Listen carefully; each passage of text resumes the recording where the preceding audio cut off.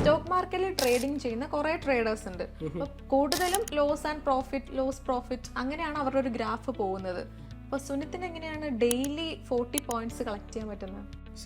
ഞാൻ ഇപ്പോൾ നാളെ സ്റ്റോക്ക് മാർക്കറ്റ് ഓപ്പൺ ആവുന്ന ടൈമിൽ ഞാൻ ഒരിക്കലും തലേ ദിവസത്തെ പ്രോഫിറ്റിനെയോ അല്ലെങ്കിൽ കിട്ടുന്ന റിസൾട്ടിനെയോ പറ്റി ഒരിക്കലും ബോധവാനല്ല. ഒരു പുതിയ ഡേ ആണ്, ഫ്രഷ് സ്റ്റാർട്ടാണ്, അപ്പോൾ പുതിയൊരു ഓപ്പർച്യൂണിറ്റിക്ക് വേണ്ടി ഇരിക്കുന്നു. അത് മാക്സിമം ഒരു പ്രോഫിറ്റിൽ എൻഡ് ചെയ്യാൻ വേണ്ടിയിട്ടുള്ളൊരു മൈൻഡ് സെറ്റ് ആയിരിക്കും. അതായത് ലോസ് അക്സെപ്റ്റ് ചെയ്യാൻ പറ്റില്ല എന്നുള്ള മൈൻഡ് സെറ്റ് അല്ല.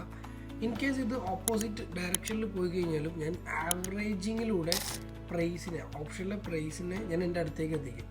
ദെൻ അവിടെ നിന്നൊരു 40 പോയിന്റ് കളക്ട് ചെയ്യുക എന്നുള്ളത് ഭയങ്കര ഈസിയാണ് ആക്ച്വലി.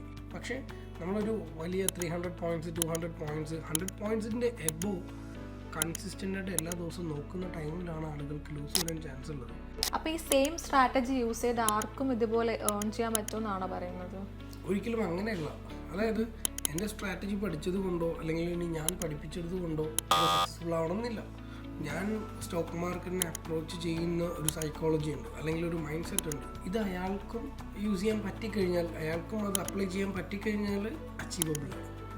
അതർവൈസ് അയാൾക്ക് സക്സസ്ഫുൾ ആവാൻ പറ്റില്ല. ഈ ഒരു മെത്തേഡ് വെച്ച് അയാൾക്ക് സക്സസ്ഫുൾ ആവാൻ ബുദ്ധിമുട്ടായിരിക്കും.